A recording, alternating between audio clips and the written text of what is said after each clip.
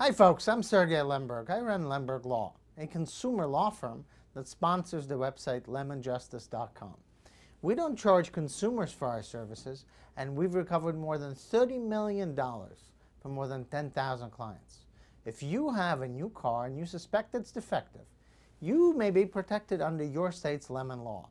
If so, you may be eligible for a cash settlement, a refund, or even a replacement vehicle.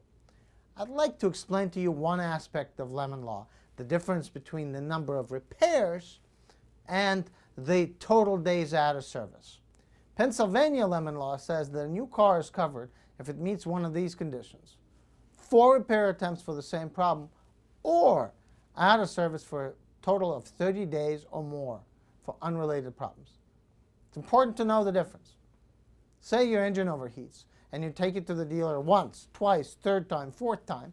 Well, if it's still not fixed after 4 repair attempts, you may have a lemon under Pennsylvania lemon law.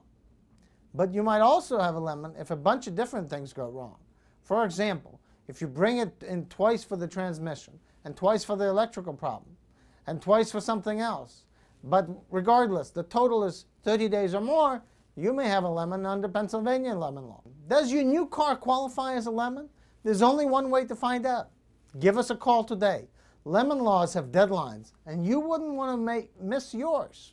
Remember, lemon law cases often result in a positive outcome for you. Our representation is free for you. Don't wait. Let us give you a free consultation to help you get the justice you deserve.